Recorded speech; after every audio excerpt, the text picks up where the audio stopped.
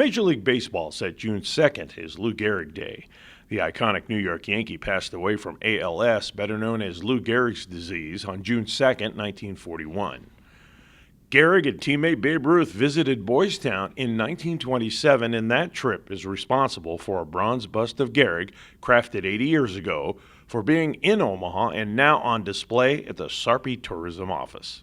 And that's a great story. The bust was cast in 1941, and in the late 40s, it was originally displayed at Yankee Stadium, and Mrs. Gehrig thought it might be more appropriate to put it at Boys Town, so I believe at 48, she asked Boys Town to display it, and so it was in their field house for a long time, and now it's part of the museum. The reason for a day being named for Gehrig is not just to acknowledge his baseball prowess, but to also call attention to the dreaded disease that took his life. Having lost friends personally to ALS and know what a terrible disease, and when you really think, it's been 80 years, I'm not sure how much progress has been made in battling this disease. Despite the Gehrig bust being at Boys Town for 73 years, Fred explains the importance of displaying it at the Sarpy Tourism Office. It opens up a whole new audience, and I know a friend sent a text that one of the Omaha TV stations was mentioning it last night,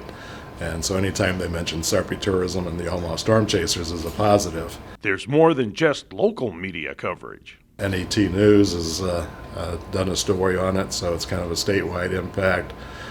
Some other radio stations, TV stations.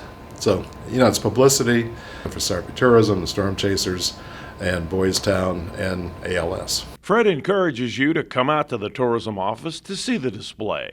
It's something you're not going to see here in Sarpy County Papillion, probably, maybe ever again, once their museum opens up, so it saves you a trip. The Storm Chasers are playing over 700 ball, and at the time of this story, lead their division by 6 games. This is a very, very good team, and what better way? The weather's great, it's summertime, come out, enjoy a nice evening.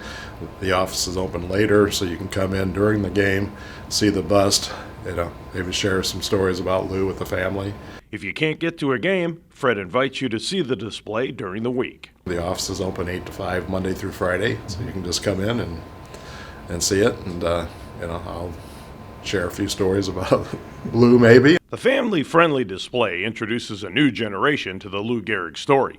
People are encouraged to come out and take pictures or video of the exhibit. There was an older gentleman that came in the other day and made his wife take some pictures of me, so he's posing, but it was very interesting. I had a couple from New Jersey that were in, and actually he was in town for a job assignment, so she wandered in and kind of shared the fact that she's from the New York metro area and discussed Lou and the history, and so it's always interesting to meet people and see their reactions to something like this.